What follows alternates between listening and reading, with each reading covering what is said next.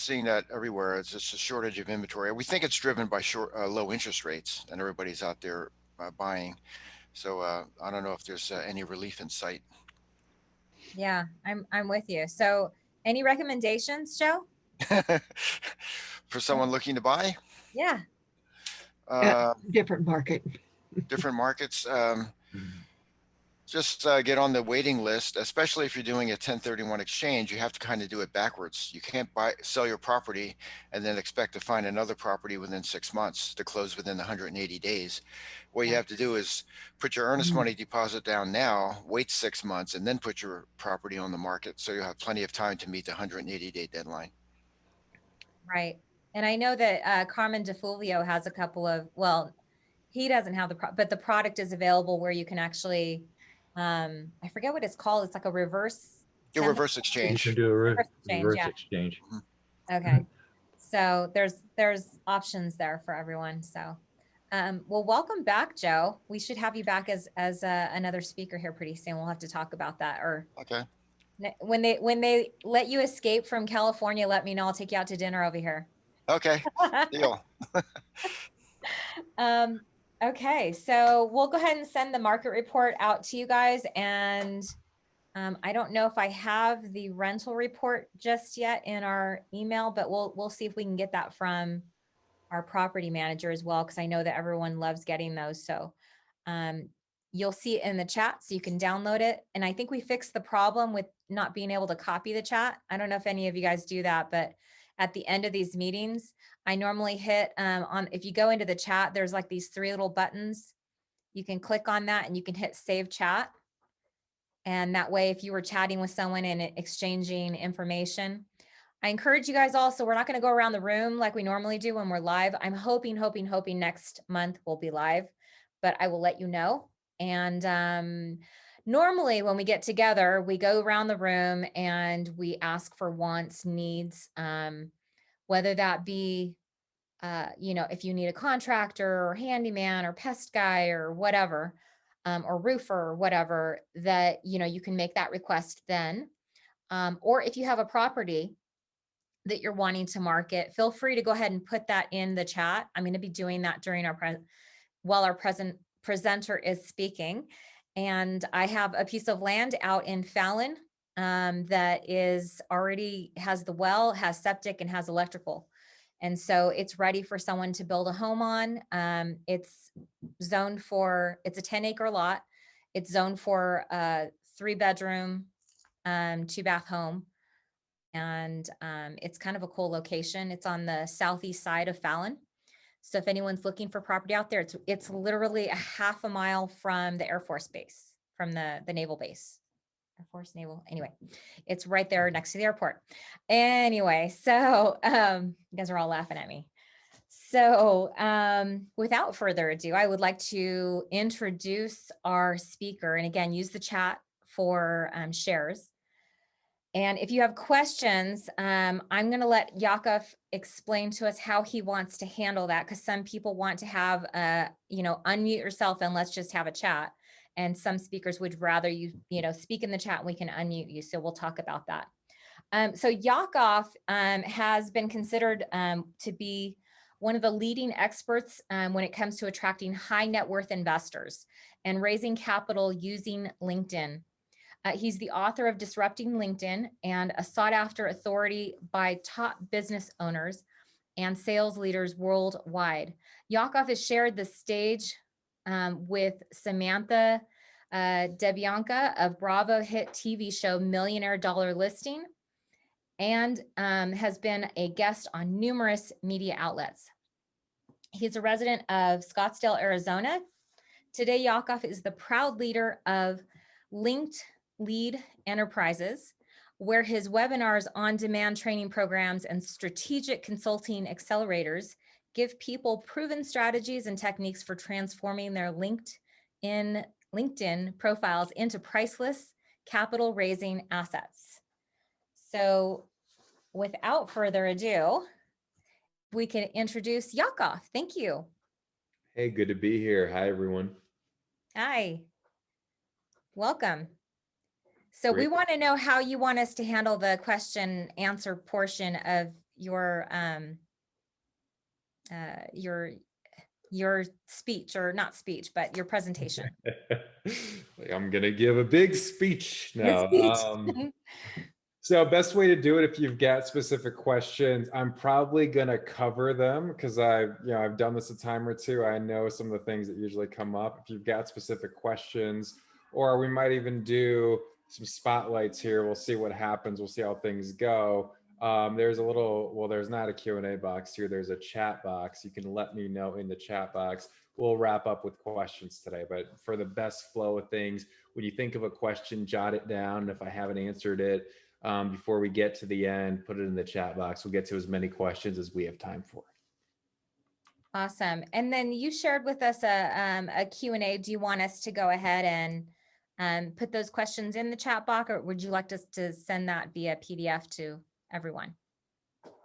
The best thing to do is just to put it in the chat box so everyone can see it. I mean, if you've got something confidential, I guess that's different, but I mean, I think we're all friends here, so we'll be good. Sounds good. All right. Thank you. Yep. All right. So whenever you're ready, go ahead and tell us a little bit about what is it that you do, Yakov? Are you, I know what you do, but I want you to kind of let everyone else know so what does it mean when you say raising private capital?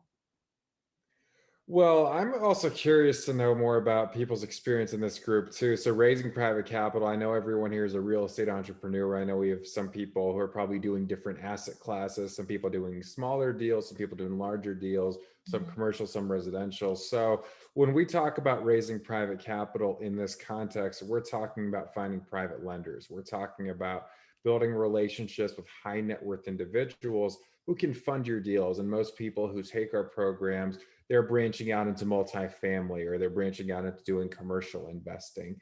However, if you're doing flips, or if you've got something else that you're working on, it's always good to have access to private money for funding those deals. And so it comes down to building relationships with high net worth individuals, and that allows you to gain access to that private capital. Did I answer your question? You did. Yes. Thank you. Yep. And I'm curious if you're okay with it, Ginger. I'd like to know in the chat, I mean, the people who are here with us live, what your relationship is to raising private capital. Have you raised private capital? What kind of projects would you like to raise private capital for? I'd love to know in the chat box, just so we can gear everything we talk about today to that context. So go ahead and let us know, please.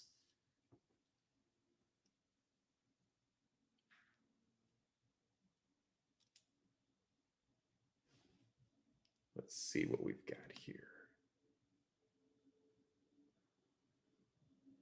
Cool. So Jeff hasn't raised private capital yet, but it definitely interested primarily for raising capital for multifamily projects. Okay, that makes sense. I think, a lot of you are probably in a similar boat to Jeff.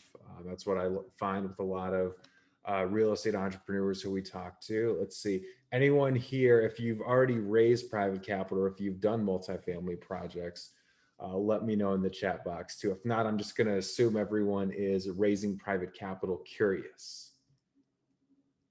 Yep. Jim wants to get into storage units, hasn't raised any money yet. Cool. Yeah. Self-storage is a big deal. I mean, we work with a lot of people who are doing self-storage. I mean, I live here in Scottsdale, and there's a self-storage unit like literally around every corner. I don't know how much stuff people have, but self-storage is a thing, right? So, okay. So let's just assume everyone here is, raising capital curious. Joe says, I'm interested in finding high net worth individuals who might be interested in direct investment, 1 to 4 residential properties. That makes sense. Direct private lenders, you get a good rate, they get a good return. Absolutely. So this is relevant for all those things. So back to how Ginger introduced me, and I'm going to riff here. I'm not sure what the format of the group is. Typically we do it more Q&A style, but here, I'm going to start off giving you some key points, and we'll see where the conversation goes tonight.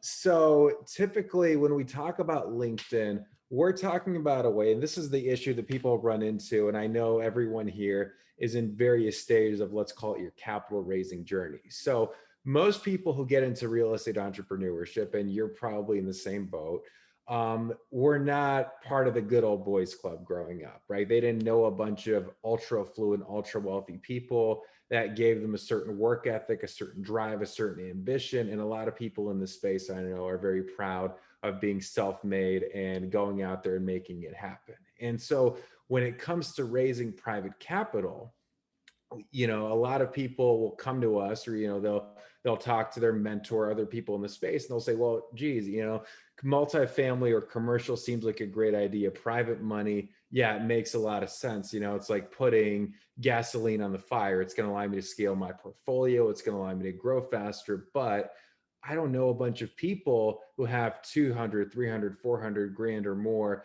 if they could invest in one of my deals. So how do I go about and find those people beyond my warm network, right? Because you need, especially if you're looking to do more commercial deals, or like Joe, he wants to do more properties.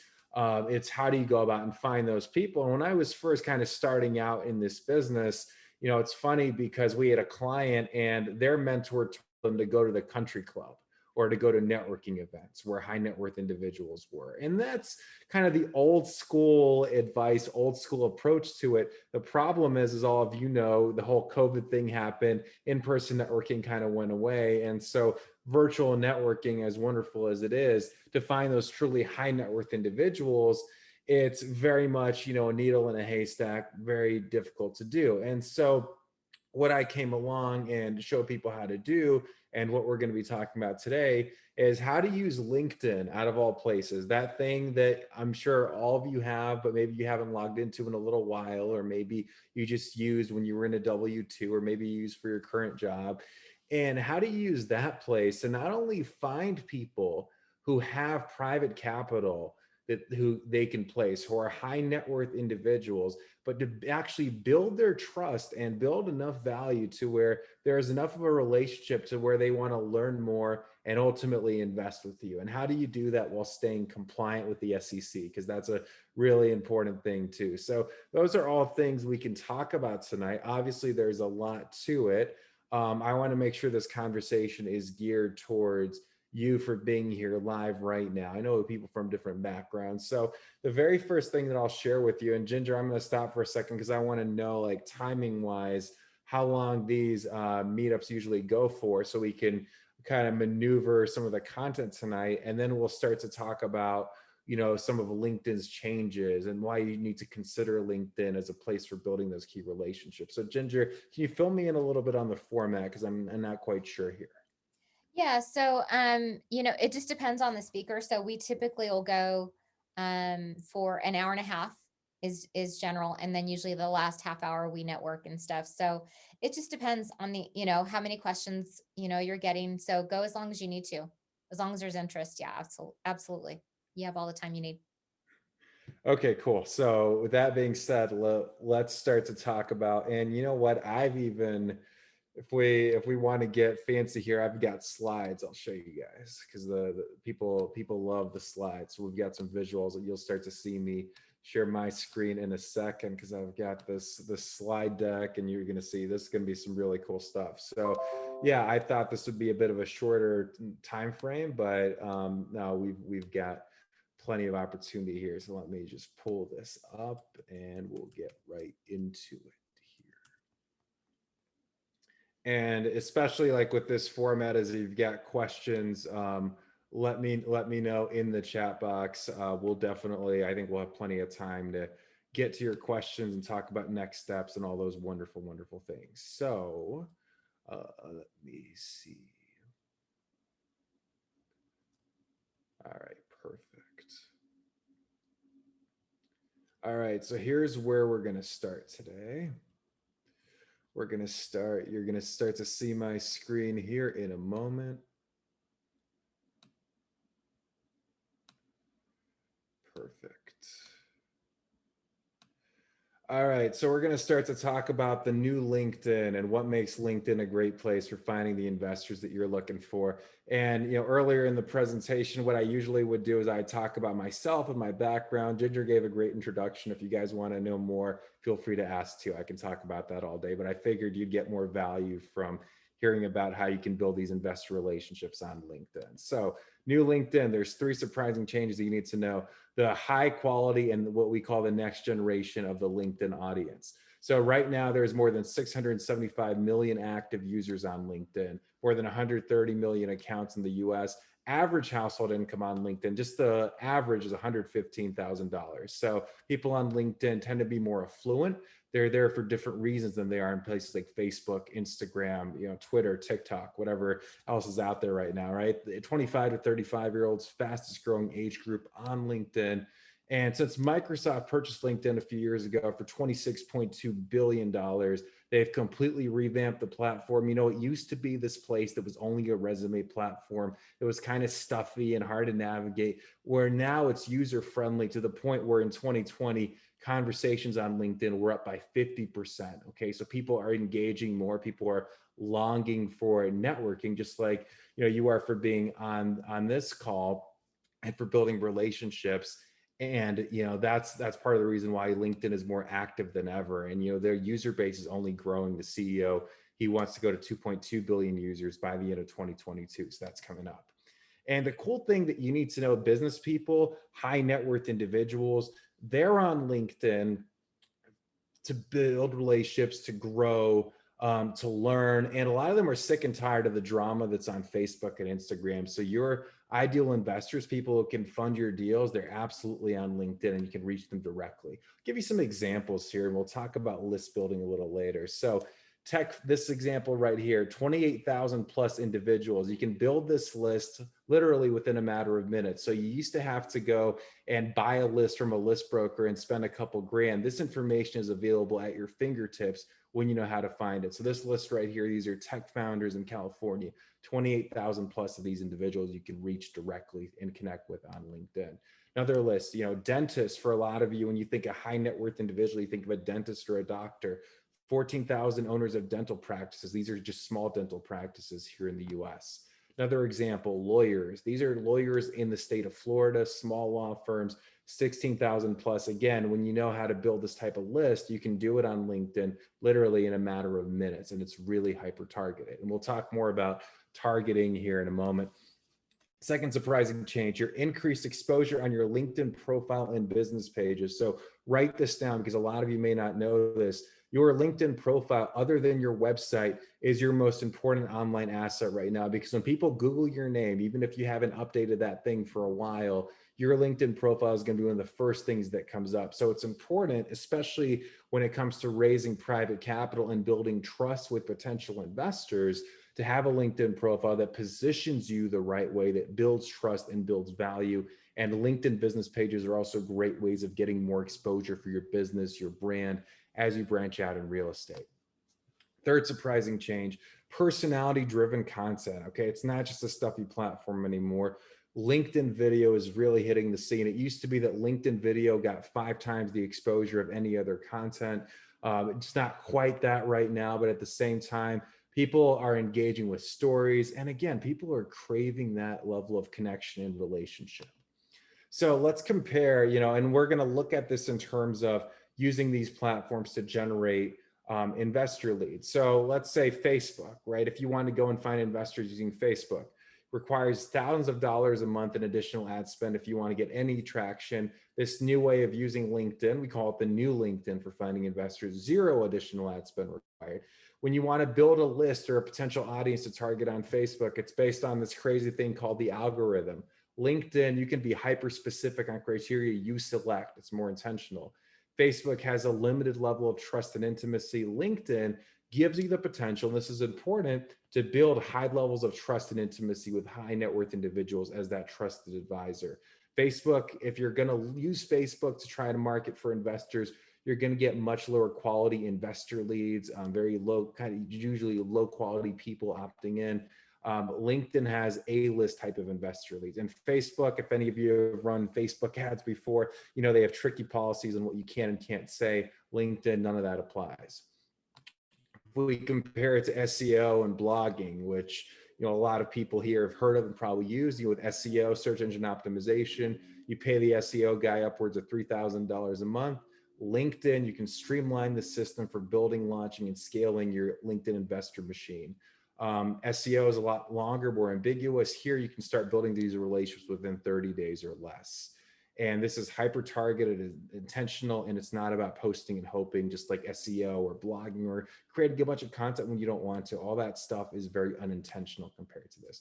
Traditional networking, obviously you're limited to how many people you could reach. LinkedIn, literally there's millions of potential accredited individuals, accredited investors on the platform.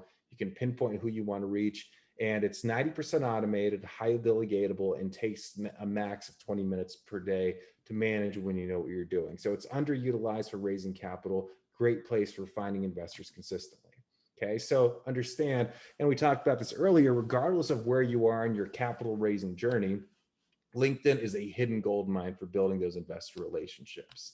And when you implement the right strategy, it's among the best sources for raising more capital and finding the high net worth investors you're looking for. So let's talk about the number one strategy for creating a LinkedIn profile that automatically attracts your ideal investor. And you have to ask yourself this question here because it's really important.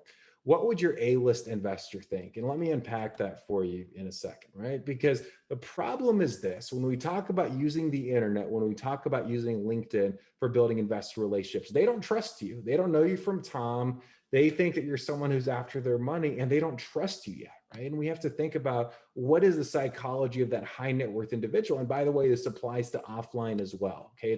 But it's much more prevalent even online. So they're hearing about the quote unquote next big thing, the next big deal all the time. Everyone seems to be wanting something from them. And listen, they didn't become affluent. They didn't become high net worth by being careless with their money. A lot of people who don't have money think, oh, what's writing a check for 100 grand to that person who's worth 10 million. It's a lot. They're going to be diligent. They're going to be careful because they didn't get to be affluent by being careless and just throwing money around. They've probably been burned before. They're going to be skeptical. They're naturally going to have their guard up, okay, especially online. Here's the plus side of this, though. Your ideal investor, especially online on a place like LinkedIn, they want to be educated. They're naturally curious. I think we've entered an era right now where people are more curious about alternative investing than ever before. And I'll give you a metric that exemplifies that. Yield Street, the crowdfunding platform online, in Q4 of 2020, almost $2 billion in private capital were placed on that platform. No handshakes, no conversations. People saw deals, people invested. Okay. So it's a trend that's happening right now among affluent individuals. And high net worth individuals, they want to tell their colleagues, they want to tell their associates about great opportunities and great deals. Word of mouth is even more prevalent with these types of individuals. They want more people they can trust. Okay. You've heard the top's lonely. They want more people they can trust. And they want alternative investments for higher returns, especially now with what's happening with the stock market and all the uncertainty. I mean, what a year it was last year, and all this stuff that's happening. Ginger talked about the market. Well, guess what? The stock market has also had a lot of ups and downs, and people are savvy enough to want something more stable and a place where they can get higher returns on their money. Okay, so let's talk about the methodology, and then I'll take some questions. I want to give you an overview of the methodology for attracting your, let's call them your A-list investors using LinkedIn. Okay. First step is magnetizing your list. This is building a hyper-targeted list of either your ideal investors or maybe even potential referral sources who already have relationships with potential investors. 754 people on this list. These are investment advisor type of people. Another list right here. These are CEOs. This is just in the state of Arizona where I live, more than 1,000 people. And these are CEOs of companies who have under 5,000 employees. Another list right here, 7,000 plus angel investors here in the US who you can build relationships with and who can invest in your deals too. So when we talk about list building, here's what's really unique about this. When you use the LinkedIn filters, there's a concept here called X factor list building. So what it comes down to is you want people in the intersection of these three things. You want ideal net worth range, okay, ideal income range, and ideal mindset. Okay, so net worth range, in most cases for someone to be accredited, you want them to be in that net worth range. Ideal income range, people who are still making income, who have the capital to place. Those tend to be really good private investors on LinkedIn. And the ideal mindset, people who are open to alternative investments. People, if your asset class, let's say, is multifamily, wouldn't it be better if they already had an interest or a predisposition and information around multifamily or commercial real estate or apartment investing? And the sweet spot when people take LinkedIn Capital Raising Accelerator and work with us is right here. You know, you want to find individuals who are at the intersection of all three of these things. Okay. So in the next step, and this is the most important thing, this is where people completely mess this part up. Okay. Accelerate trust using your messaging. It's that T word again, trust.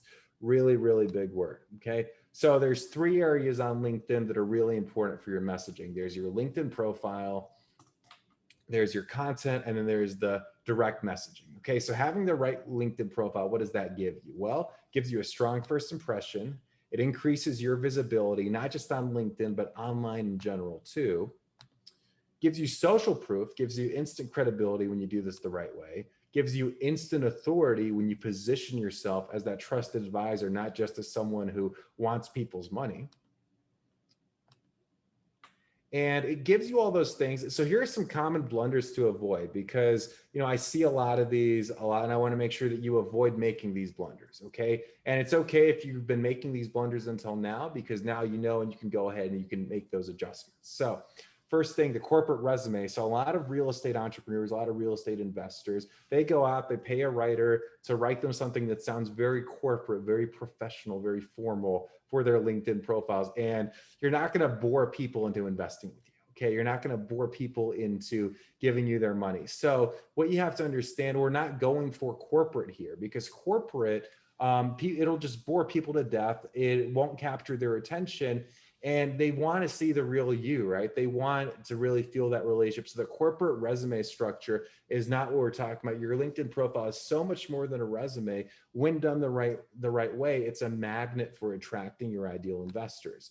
Second big blunder that I see, we call it the wide-eyed squirrel. Okay, so this is having a profile that has a bunch of different things that's kind of all over the place, right? So maybe you're still working your W-2 job, but you're doing real estate on the side, and you've got this other thing, and it's like, what in the world does this person do, or what's this person's business, right? So we want to make sure that it's concise and to the point. And listen, if you're doing, let's say, you know, we have a lot of customers who are engineers, right? And let's say you're still working your engineering job, but you want to raise private capital, leverage that. Okay, you can talk about both on your profile, but leverage how your engineering skill set makes you evaluate deals better, or, you know, why that adds to your credibility and stability, right? So rather than being all over the place, it's tying everything into your core profile message. And the third one is the 90s marketing brochure. Okay, where, you know, it's like super gimmicky, you know, it's like a bunch of features, benefits, all that kind of stuff. And again, it's just not necessary. You want to make your profile really about the investor. The most powerful profiles, and let's see if this is here, the most powerful profiles, and before we talk about those powerful sections, you know, you want to address their uncertainty, you want to address their doubt and address their skepticism. Okay, and the most powerful ways to do that, these are kind of the tangible, granular sections of the profile. You've got the headline, you've got the photos, you've got your about section, your experience section, and you've got your featured content section. Okay, those are the most important sections right now. Okay, obviously we could spend hours talking about that, but remember, your profile is the foundation for attracting the investors you want. So let's talk about content. Okay, listen, here's what it's not about. It's not about posting and hoping. You know, so many people, when they start to think about marketing online or social media marketing or marketing on LinkedIn, they're like, oh, well, I heard I need to post 5 times a day. This guru said I need to post a bunch. That's BS. You can do all this without posting a single thing. If you don't like posting, don't post. Okay, there's a better way. There's a more intentional way. So we want to talk about smart posting instead of hard posting. Rather than just posting a bunch and hoping the right person sees it, it's understanding what posts are going to make the most sense to your ideal investor and where that fits into your overall strategy, because you could be someone who creates a bunch of content and loves it, or you could be someone who doesn't want to post a bunch or at all, and that's okay. Next thing, it needs to be congruent with what your potential investors care about. Okay, posting things, and it's not just, you know, giving a ton of information, it's inspiring action. Okay, it's, you know, allowing your investors to feel understood, or putting something out there that's going to get them to say, I want to find out more, raise their hand, and want to have that conversation. Okay, but it's not necessarily just posting your deals and say, hey, invest in this right now. You know, that's not what we're talking about here. Okay. and knowing how to make the algorithm work in your favor. There's a little algorithm on LinkedIn that determines what content goes where. Super complicated. To simplify it down for you, there's an order of priorities with posting, right? So if you've ever posted something online, you're like, why hasn't anybody engaged? Probably not many people saw it because of the way that the platform has broadcast information. And then we're going to talk about messaging for your messenger funnel. Okay, and we're going to stop here in a second for questions. So remember, this is one of the most important things as well. Whether you're reactivating your current network or starting to make new contacts with potential investors, please, at all costs, avoid the vomit message. Okay, we've all gotten those spammy messages on LinkedIn. They're trying to sell us something. Okay, we're not talking about going out there and saying, hey, I've got a great deal here. You don't know me, I don't know you. You want to wire me 100 grand. That's not what we're talking about. It's illegal, dumb way to do it. Please avoid doing that. Okay, so what we're talking about is more of a funnel, something that has multiple steps. Okay, it's not an in-mail. Okay, it's not something that says, hey, this is a sponsored message. Talking about something that flows organically and flows congruently. It's delivered directly to a decision maker. You don't have to worry about dealing with their gatekeepers or their secretaries.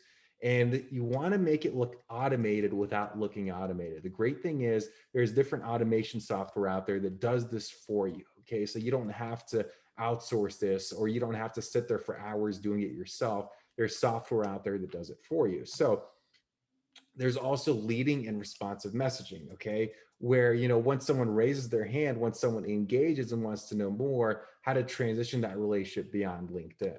And here's a diagram of what this looks like to give you a visual, okay? So let's imagine you want to raise private capital for a future project, or better yet, the smartest way to do it, and a lot of real estate investors don't quite get this, so I'll explain it to you now, is you want to build the list of deal-ready investors who have the capital to place before you need to raise the money, okay? Not when you need to raise it, not when you've got to close a deal in 3 days and you've got to come up with a certain amount of money or else you lose out on the deal. You build that list before you need it, okay? You build that list so that when you have that next deal, maybe you're going to get your first multifamily property 6 months from now. What if you had a list of 5, 10, 15 individuals you had a relationship with and who could fund your deal? How much easier would that be? Okay, so it starts with finding the right person on LinkedIn. Next, it's about sending the right connection request, putting together the right series of multi-step messages, okay, geared towards that person until they raise their hand, where they've received enough value, where they want to know more. They book a call. You take that relationship beyond LinkedIn. The call is held. The call is about them. It's about learning more about them, building the relationship. This is also about staying compliant with the SEC. When you do it this way, no matter what kind of raise you're doing, you've built the relationship first. Okay, you're not pitching them a deal on this call. You're not pitching them a deal on these messages. You're just building the relationship and getting to know them. Once you've done that, now they're invited to be part of your investor club or your investor list. They accept the invitation. Now, when you've got a deal, they're deal ready. They're part of your list. They're part of your database. And now they fund your deal. Okay, that's really what this all boils down to. And it's a rinse and repeat system when you've got this dialed in. For example, Jack, he was just starting out. He was an agent. He just reactivated some people in his current network. He booked 11 calls with potential investors really quickly. That was just from his first campaign. So last thing we're going to talk about, then we can get into some Q&A. And obviously there's a lot more to this, so we can talk about that as well, is delegating your developed system. Okay, so once you have all these things, also this is about having data, having metrics. There's a lot to creating this type of system. Once you have this, the cool thing is you can delegate this because the software will do most of the work for you. The only manual part that's required is when someone's a potential investor and they're interested and they want to know more and they're raising their hand, then that person, that's when you come in and you take that relationship beyond LinkedIn. Okay, and it's delegating this and making sure you have a rinse and repeat playbook for effectively delegating this and using this for building your investor list. So we're going to stop the formal presentation right there. I'm going to stop sharing my screen so I can see some people who are on here live. And it looks like we've got some questions already. So let's see what we've got here.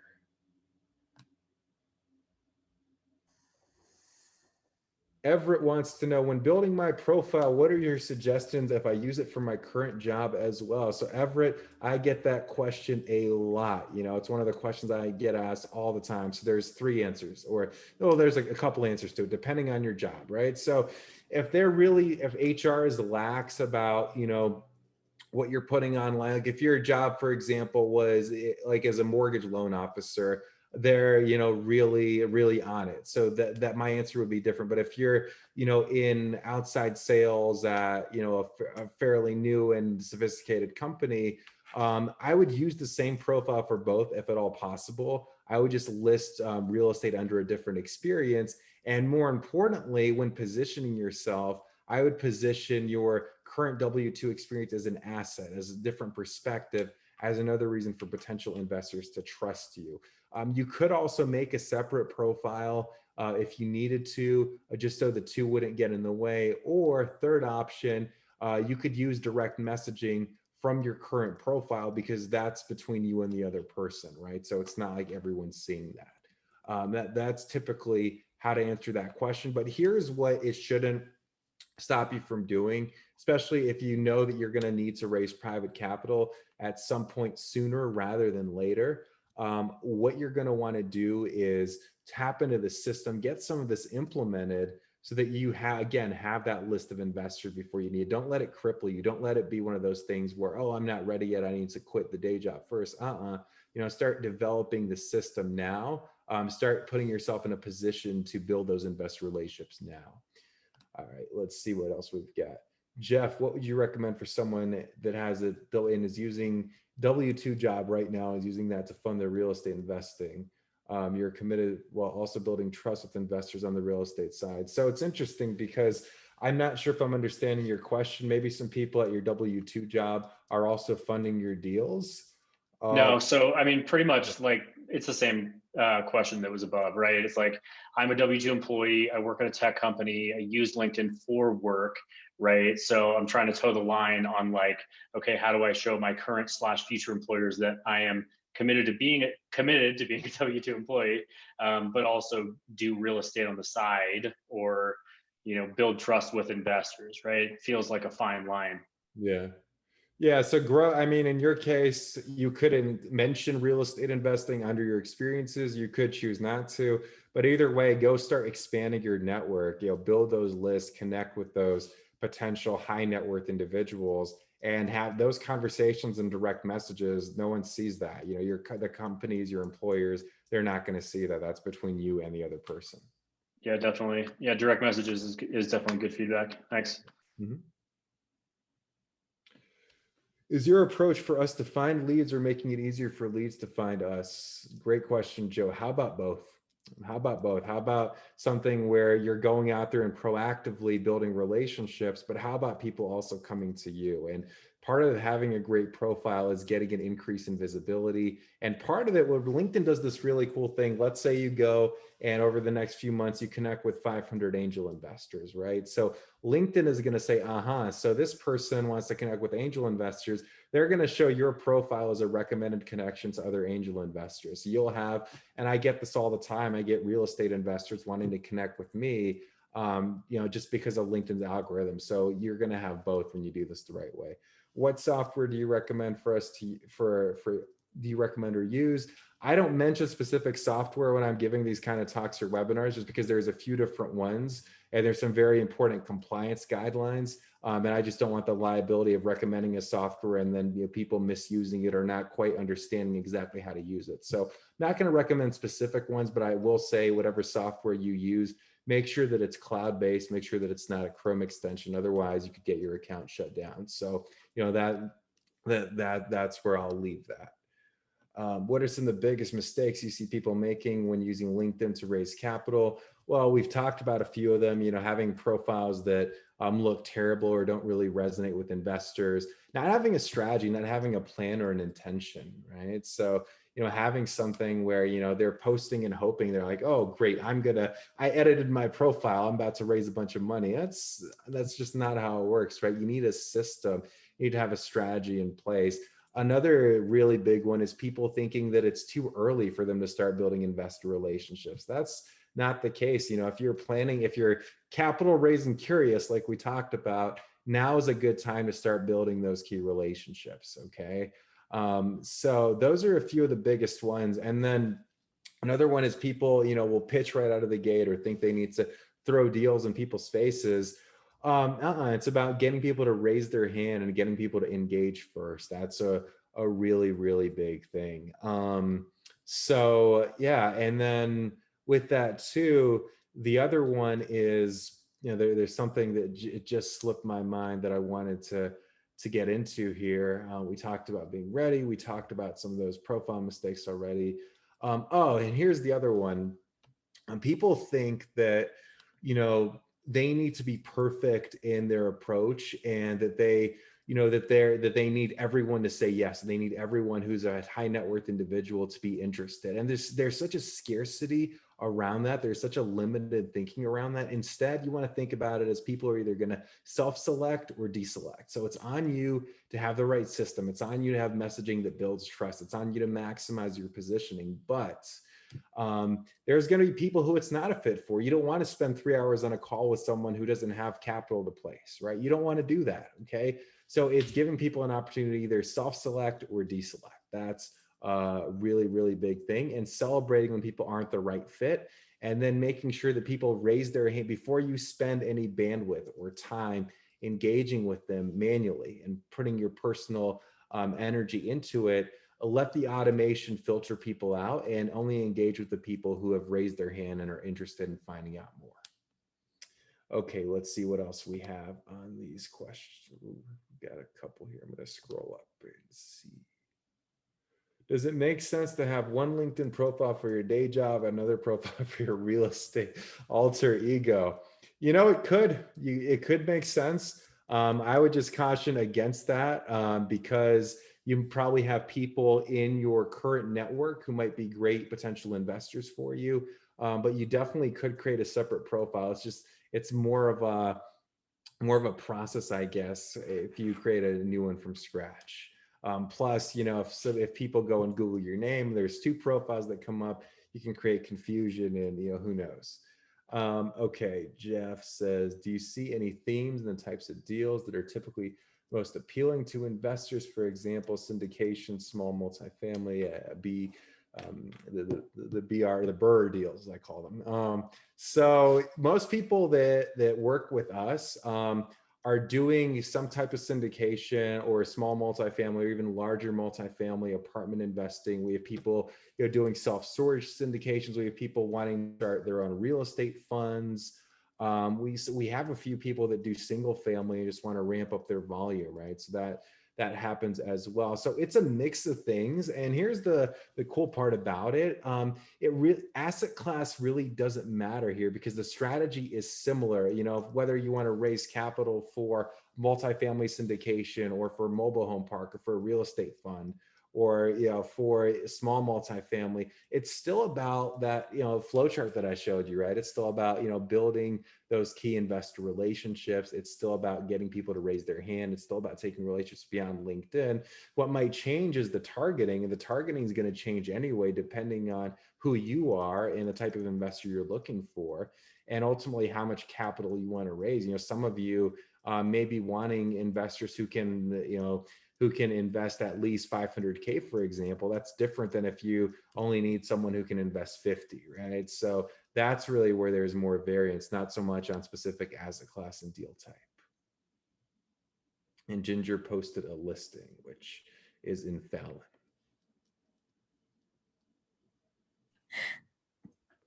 Does anyone have any other questions? Yakov, how long have you been doing this? How long have you been teaching this method? I've been teaching LinkedIn marketing for almost 5 years now. And specifically, what happened with real estate, I had worked with real estate entrepreneurs in the past, and really early last year, I found that most of the people coming to us were real estate entrepreneurs, multifamily, or people who wanted to do syndications or larger deals, or even raise more private capital. And, I kind of had an aha moment. I said, well, what if we apply this, unique way of using LinkedIn to finding investors? And that's where LinkedIn Capital Raising Accelerator, that's kind of where it was born. Right. So where obviously you teach this. How do people find out more about that? So we've got a webinar coming up tomorrow night. It's coming up tomorrow night. I'll give you the link in the chat box so you can go and register. Is there a cost to register for the webinar? Nope, that webinar is free. So if you go to linkleads.us/RC webinar, check it out. It's going to be similar content to what I shared tonight, just in more detail. There's some key points that we didn't get to tonight. So you're going to see some similarities. And for those of you who are like, okay, I just want to, go in head first and get this thing implemented. What's the paid program? What does that look like? Find me on LinkedIn, Yakov Smart. Let me send me a connection request and ask me, and I'll let you know, and I'll give you if you're ready to jump right in, I'll send you a link to that page and we'll give you the same discount that we offer on the webinar. So just be very specific about that though on LinkedIn, Yakov Smart. We'll get you taken care of there too. Awesome. Thank you so much. I appreciate that. Does anyone else have a question? If you want to just hold down the space bar and ask live, that's okay too. Did Yakov answer all your questions? So now we're gonna join him on his webinar and learn all kinds of cool things. I know Mitch has been trying to raise more capital. His microphone isn't working, so he's not able to unmute himself and speak, but they're finding deals left and right. I know they're busy actually renovating properties and stuff right now. So one question. Oh, we have another question. What is, Joe says, you mentioned avoiding the corporate resume. Do you have an example of a good profile you can send? So Joe, I have many examples. We talk about them in LinkedIn Capital Raising Accelerator. The reason why I'm not going to put up an example right now, and I'm going to be, this is actually a great question. If I put up an example, you know what people would do is say, oh, that looks good. Let me just go ahead and let me just use that. And you know what? That profile wouldn't work for you because it's not you. It goes exactly against building trust and building value. Okay. It's like, taking the shortcut that doesn't work. So there's no two profiles are exactly the same. In our paid program, we have a template. I call it the irresistible profile formula.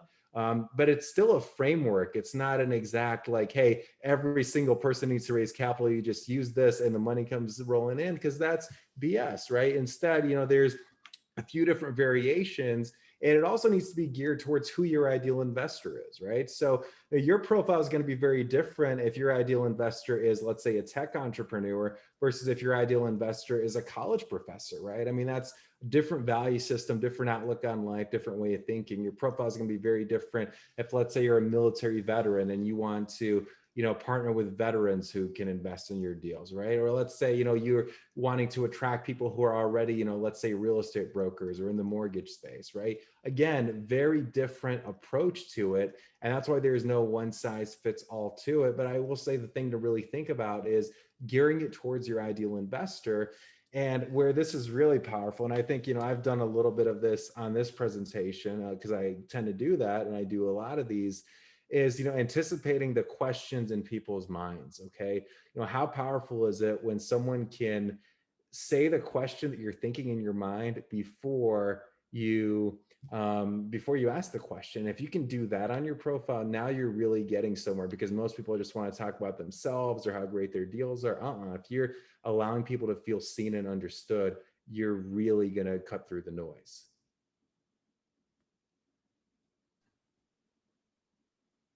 Awesome. I don't see any other questions coming up, Yakov, and I'm sure you have a busy schedule. We appreciate you taking time out of your busy schedule and sharing with us all of that valuable information.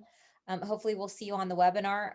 I'll be on it, so I'm excited about learning more about this. I've taken classes and learned and read books on syndication and all that kind of stuff, but have never taken a step forward into moving into that direction. So this is kind of a cool different direction of going into that to, find the money, I suppose. Yeah, Ann says, "Show me the money." I love it. It's so the Jerry Maguire quote, "Show me the money."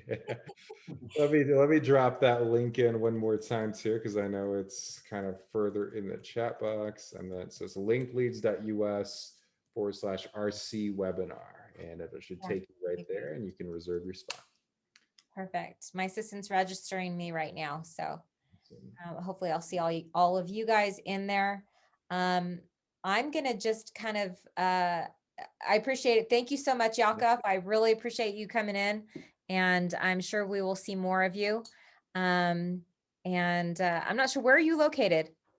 I'm in Scottsdale, Arizona, so I'm not too far from Reno. I've always wanted to go to Tahoe. I actually used to live in Vegas. And on the webinar tomorrow, you'll see a lovely picture of me with hair down to my shoulders living in Vegas. So another thing to look forward to. But yeah, I heard Reno was a great place. So yeah, I'm not too far. Yeah, absolutely. Except the weather's a little nicer over there. Well, yeah, I mean we've got that pretty good. Well, awesome. Thank you again so much. And thanks everyone for coming. I'm going to make a leap of faith and say that we're all going to meet live next time. I might do a mix for the transition, meaning part live and part remote via Zoom. We'll have to see how that goes. I think a lot of people are craving getting back together live. This whole COVID thing has kind of put us all in this weird funk. And I think we all need to get out of it and get back together and start networking, because that was, besides having the great speakers that we have, the networking is, a super important part of our group. So I don't want to lose that. And I don't want to lose, Jeff, I don't think we've met before, have we? No, we haven't. Yeah, I wanted to introduce myself, but we kind of just jumped in. But yeah, this is the first one that I've joined. Thanks for having me. Just really quickly, who I am, primarily buy and hold investor. I actually just bought my primary residence up in Truckee, and had planned to potentially invest in Reno. But instead, because the market is crazy, I am actually in the process of building an ADU on my primary residence, or on the same property as my primary residence. So the plan would be to take, they basically finish that ADU and then refinance and redeploy that capital however I can, whether that's in Reno. Heard some people mention some out-of-state investing, which is absolutely something that I'm interested in doing as well. And yeah, good to meet you all. Awesome. Yeah, nice to meet you. I see that Beth, you and your hubby are still there. Thanks for bringing that valuable information into the group. I appreciate that. And you guys are a plethora of information, and I welcome that. You're welcome. You're very welcome. Please let us know, incidentally, when you plan to have a live meeting. Absolutely. Yeah, back in the office again. We'll appreciate knowing. Okay, awesome. Well, you guys, so Thank raise you, your Ginger. guys' hands if you guys are, anyone that's not COVID fearful and willing to come back into the office. I just want to kind of get an idea. Is everyone ready? Raise your hand if you're ready, whether it be a cyber hand or a real hand. I don't know. I don't care. Just raise your hand. Okay, good. I think that's a majority of us. The rest of you, I don't know. I think you guys fell asleep with your computer on your lap. I'm not sure. Anyway, I'm excited about getting back together. I'm in a BNI group, and we just for the first time started meeting back up last week. And what a difference, like that energy. I miss it. I miss all of you guys. So I can't wait to, and then of course I can't wait to meet you, Jeff. So did you say you're local here? Truckee? Yeah, so I live in Truckee, Okay, so and spend a good amount of time in Reno. Yeah. Okay. Yeah, you're a hop, skip, and a jump. We have some people come from Gardnerville, from Fernley, from Fallon. I'd like to try and get that whole group back together. So I just got to check with our market center to make sure. But, anyway, we'll make it happen. And then Joe, Cool. You're always welcome. We'll have it remote again. So if you want to Zoom in, we'll try to make it as interactive as possible. And I think we can do that when the speaker's on, but when I'm up in front of the room, it might be a little bit more difficult. Ryan, good to see you. Joanne, Lori, Michael, Jim, how's everything going? You're doing this. Do you want to unmute? Do you want to tell us who you are and what you're looking for? Obviously, you're looking for storage units. We know that. Yeah. So, well, for everybody else, my name is Jim Clip. I actually live out in Stagecoach. If you don't know where that's at, that's about 40 miles east of Carson City, Nevada. So we kind of live out in the boonies, but we like it. We got wild horses walking up and down the streets. It's fantastic. Um, so yeah, so I mean, I study a lot of tax lien certificates. I've talked a lot about that before, but currently, me and actually at least one other partner right now are looking for a property in Mound House so that we can put storage units on, whether it already has storage units on it or has a building that we can convert to storage units, or it has a building that we can add storage units to. So that's kind of what we're looking at right now. I got one partner, and he could either put his money towards the property or he could put the money towards the storage units, but he couldn't really do both. So I'm just kind of got my feelers out there right now, spending a lot of time in Mount House talking to people, doing a lot of research out there. So that's my focus right now. I did just notice, and Ginger, I don't know how much you follow the commercial market, but I just noticed there's a large storage unit complex in Winnemucca for sale. That's been for sale for a long time. I just saw that last night. It's actually been listed for like over a year.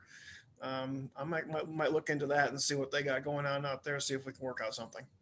Yeah, excellent. Mhm. Well, beautiful. Thanks for sharing that, Jim. So I just wrote in the text so that as people copy and paste the text, we're going to send a copy of that to everyone. Is there any, Anne, do you want to share what you're looking for? What's your...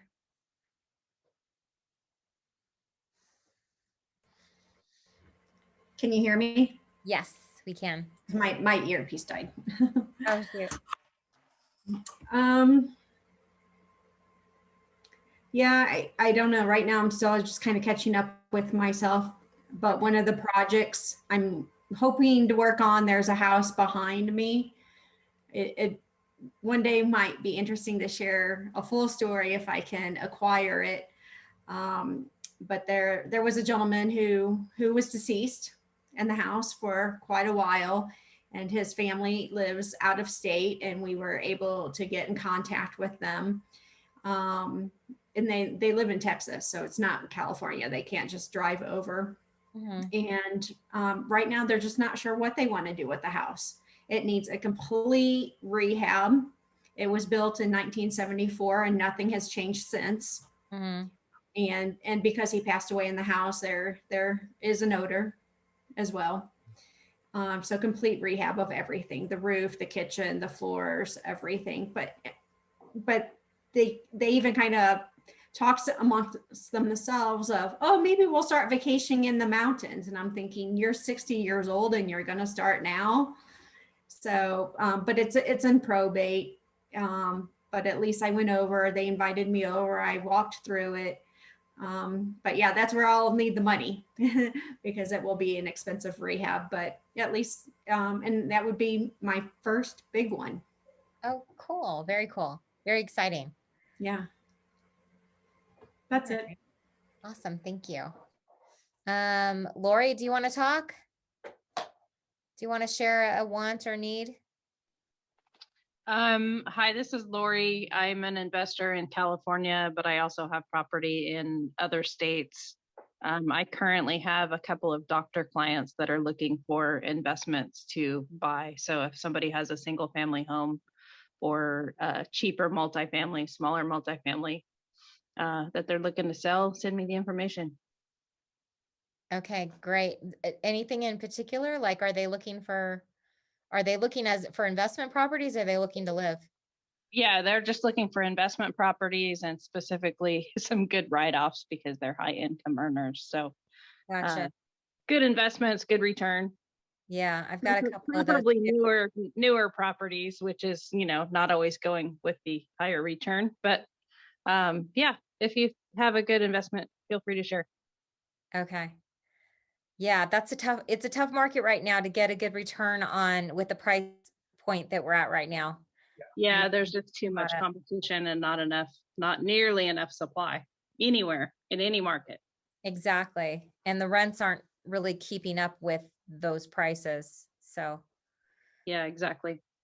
All right, but yeah, we'll keep an eye out for you, Lori. Appreciate that. Joanne? Would you like to share anything with the group? Sure. So we're more of a small condo investor. So we currently have 7 condos right now. So if there's any good 2-bedroom, 1-bath, 1-bedroom, 1-bath condos, that's what we're looking for. We've got one at 4629 Reggie. I'm putting that Reno, Nevada. It's over in the Donner Creek area. If you know where that is in Reno, it's kind of a highly desirable little area. Yes, So I know. 2-bedroom, 2-bath. The bedrooms in those complexes are pretty nice size, so they're not super small. And they've got the wood burning fireplace, the pond, tennis court, and pool. So yeah.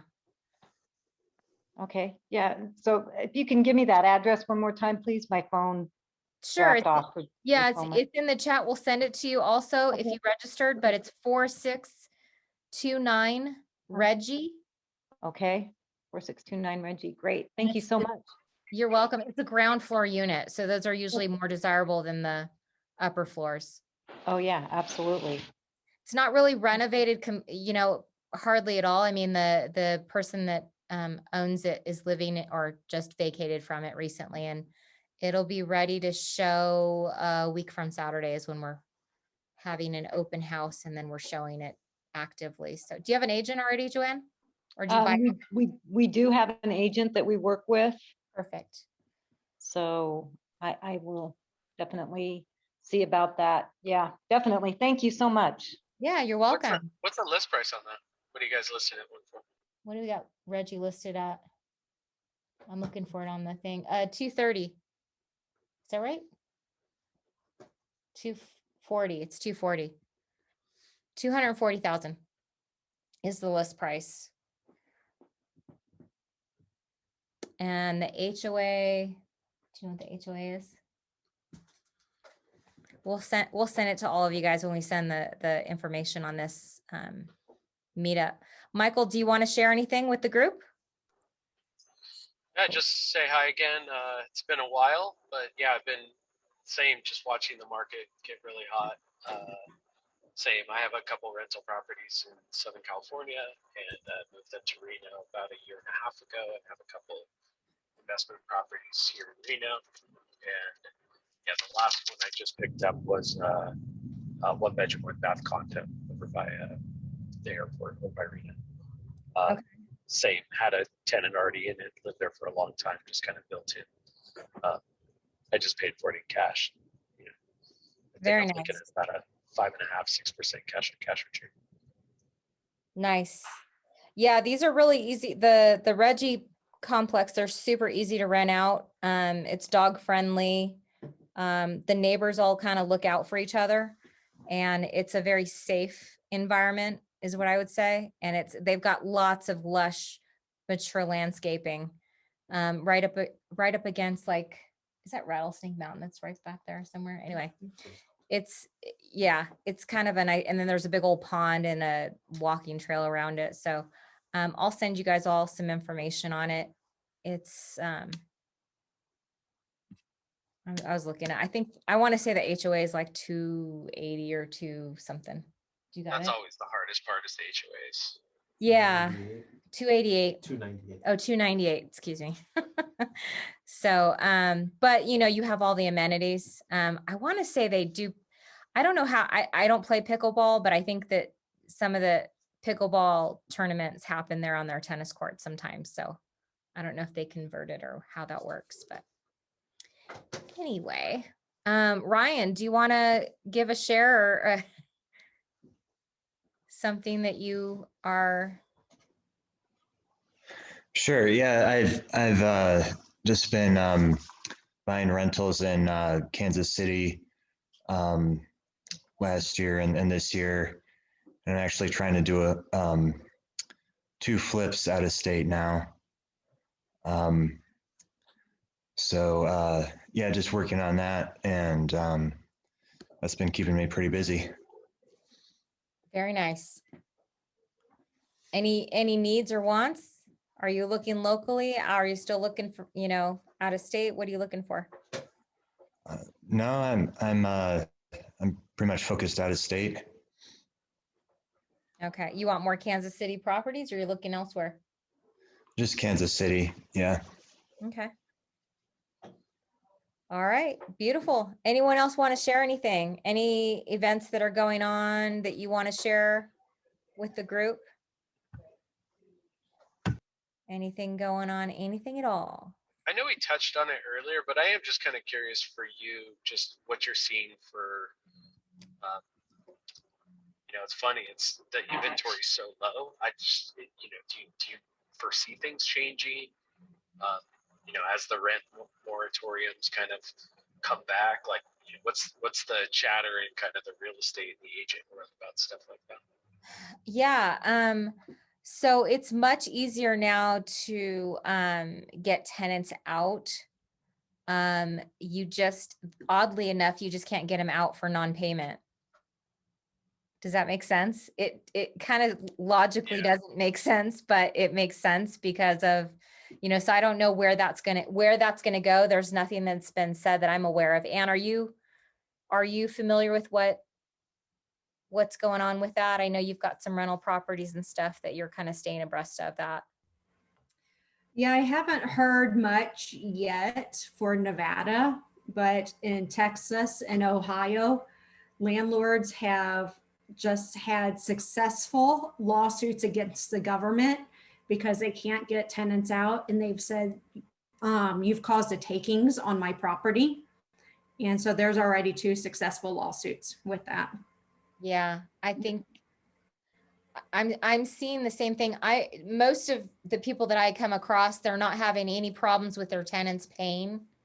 And so I haven't run into that locally here. However, I'm sure it exists. I have not run into that myself with any of my clients or myself. So we've been pretty fortunate that way.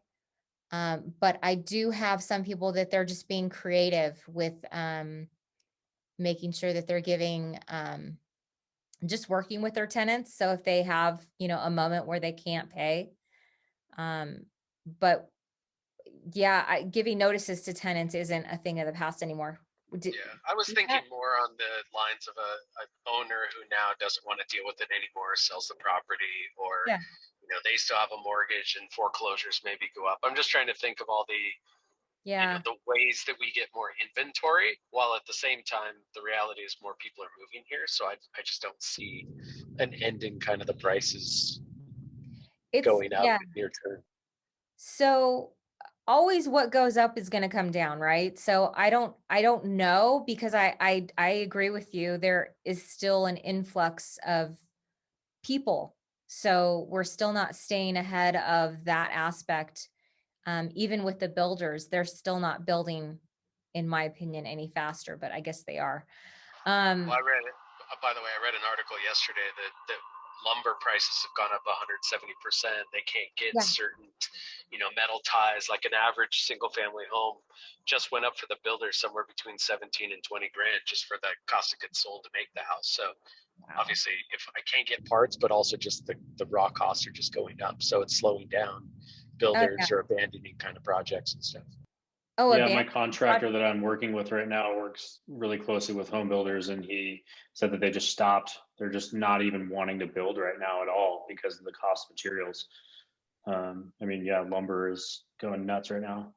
Ginger, I have a question for you as well, just on, kind of in the same line of thinking as Michael, just on the foreclosure side, right? Like, I remember reading a stat a few months ago saying something like a third of all Americans didn't pay their mortgage in full, or something, like some huge stat like that. And I'm wondering, if you think that foreclosures are gonna spike after some of these protections are lifted. I believe that we will be seeing some foreclosures, short sales, that kind of thing. I think what a lot of people don't realize is there's a lot of people out there right now without jobs. We're still not, I don't think that it's visible to a lot of people that, like myself, I've been working all the way through COVID, and I think a lot of you have been as well. And so, yes, I do see And I'm starting to see more influx of, people wanting to educate people on foreclosure. That's the thought. That's the general thought amongst most of the experts. Is it going to be a major, foreclosure hit like we had after the crash of 2006? Probably not. However, it will be an influx because we haven't seen a lot of foreclosures in a long time. So I think that there is something to be had there. I think if you can catch some of these on a pre-foreclosure, you're going to be at an advantage. Waiting till after the bank seizes them is probably not the best because the banks are getting once the banks get a hold of them, the banks are selling them at retail price because they can get it. So if you can capture a homeowner and, the title companies have these lists. I don't know if you guys know that, and they give them to you for free, and they don't just give them to real estate agents. So if you reach out to Margot McGee over at First American Title, she's been very helpful to a lot of our investors, and they provide lists like this. She'll hook you up with their system. Whether you're from here or not, it doesn't matter. Just say you were in Ginger's investor group and I told you to give her a shout out. Can you put Margot's email and phone number in there? But yeah, she'll share some of these lists with people that are, notice of default and that kind of thing. But I think we're going to see a lot more. Absolutely. And that's, if you talk to Margot, she thinks the same thing. We're already sort of seeing it, but obviously, the foreclosures aren't happening just yet. So I do think that there's going to be, what do you guys think? Well, I have a question on that particular subject and commercial property. And I don't know if you have any information on commercial property and how that, what is going to happen with all buildings right now where there's nothing there and nothing planning on going there. Are they going to be knocked down? Are they going to be converted into apartments or low cost housing? Well, I guess it depends on which particular properties you're looking at. Commercial properties often I've seen have been converted. And so it just depends on what type of commercial property you're talking about and where. Like location is key. Right. So that's kind of a general question that I can't give you a general answer, if that makes Right. sense. Obviously, the commercial properties like the multifamily properties are not having any problem getting filled up. No. So you're talking about like the industrial type or retail, Right. probably more Right. like. The industrial retail type property. And I don't even know, this is a question on me. Zoning could be something that even prevents it from turning into any kind of low cost housing.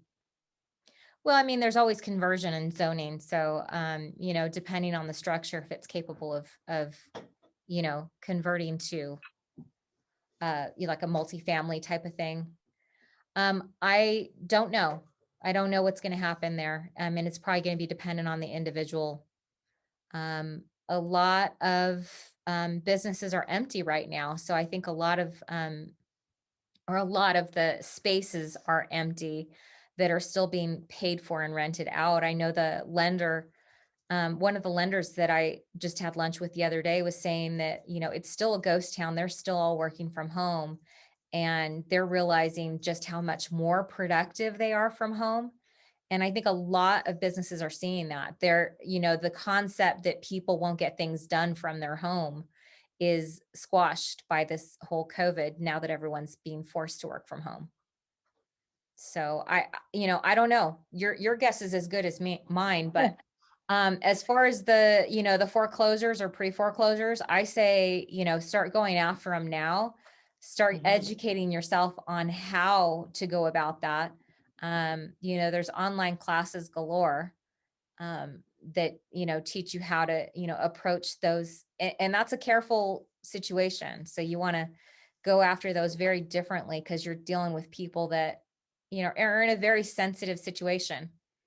And some of those people aren't going to want to, they're just going to hunker down and think the government's going to save them. So I don't know.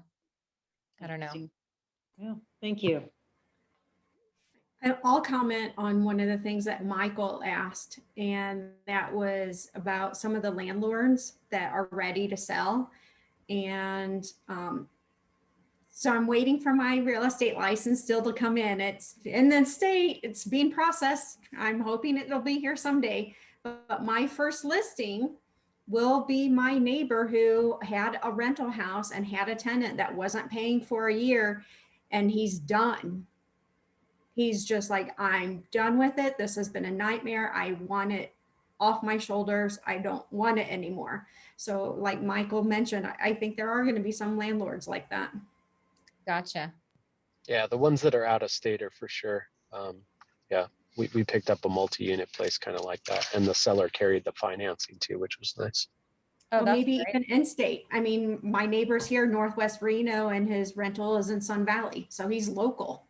But yeah, anyone who bought houses here, anytime in the last 10 years, already Reno had such a slim margin for rental prices. And this could have just pushed some of the smaller landlords to the edge already. Great advice. Thanks, Ann. Appreciate that.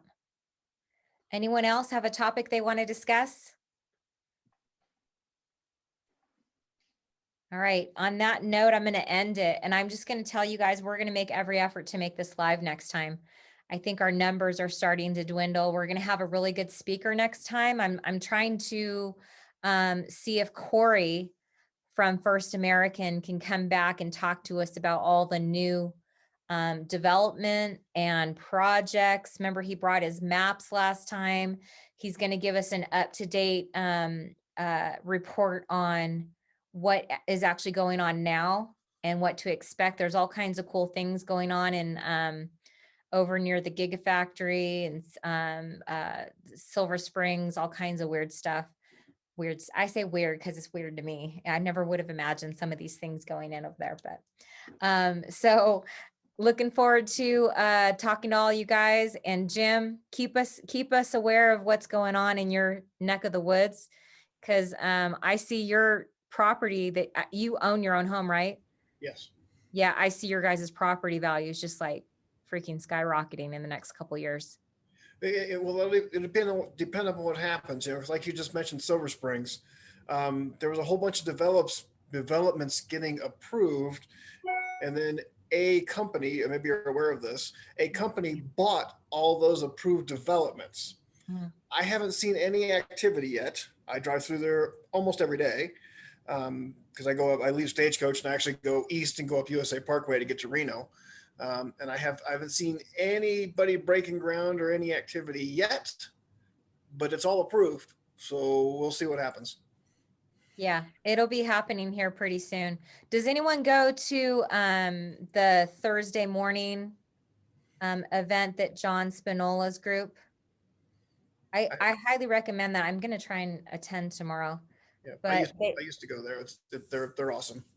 Yeah, so they're talking a lot about that, and they're actually collecting investments from people or money from people to go toward that project. But it's pretty interesting what all's happening over there. So it's big stuff. I don't know enough to speak on it with you guys, but maybe I can get a little bit more versed so I can speak a little bit more intelligently about it.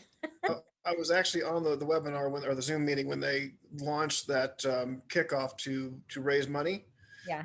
Yeah, it was a local Zoom, but they're collecting money nationally. Yeah. Apparently, there's a couple of big investors coming out of Florida, from what I understand. Interesting. Mm-hmm. So. All right. Well, without more, and unless there's anything else anyone wants to talk about, speak now or forever hold your peace. Nope. Thanks for keeping us going, Ginger. We appreciate it. Yeah, no, thanks for coming. And I hope all of you guys found value today. If not, next month will be awesome value. And I appreciate all of you guys. And I look forward to seeing your beautiful faces in live and in person. All right. Ciao. Thanks, Ginger. Much appreciated. Welcome. Bye. Thank you, Ginger. Same You're here. welcome. We'd like to see you too. Okay. Thank you. Bye. Bye.